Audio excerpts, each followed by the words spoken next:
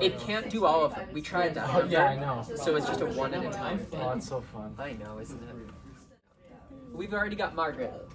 Oh, We've already got Margaret, wow. so we need to delete that and then just do everybody else. So we got involved with this project because the Arlington Historical Society approached us about making these placards. We thought it would be a wonderful experience for our students to have because it's not just one of those jumping through the hoop kind of project, but a real world significant project. That Memorializing the Enslaved in Arlington needed a partner to help build these stones. First of all, we didn't have the technology in-house and we needed to do it on a budget. I learned a lot more of just how, not just being able to collect information about people from history, but more like actually how to create something to commemorate these people.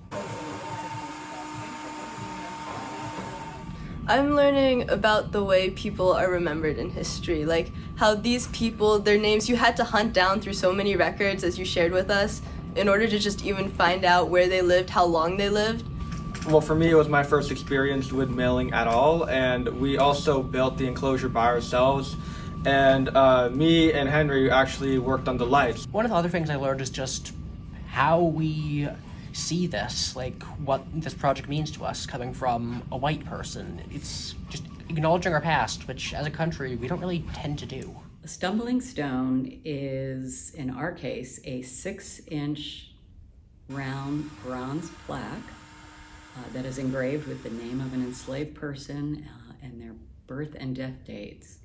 just to be able to kind of center things. And then we're going to get into Jessica Kaplan. She's going to present what we're doing. And then and the first thing we did was get researchers who would help look into all the historical records of Arlington to find out about enslavement.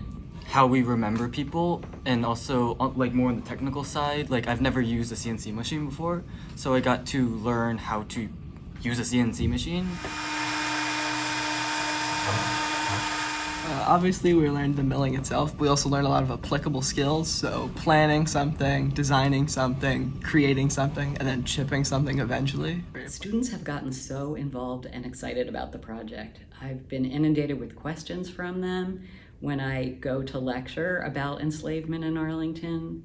They came to the dedication of the 3 stones we placed last year. 3 of them spoke at the dedication with their teacher and told us what a life-changing experience the whole thing had been. So we start off with 3D modeling our plaques, and this is our preview for the final design. So you can see there's many error checks to make sure that all of the 3D models and all of the final designs are up to our standard. The first one was pretty unrefined, and there was an imprecise cutting, and there was a hole like in the center. And the second one, it was better, but there were still a lot of machine marks, but it was more legible, but it also had minor chips. And thank you so much for everything you're doing for this project. Couldn't do it without you, and I mean that. It's been incredibly fun to do.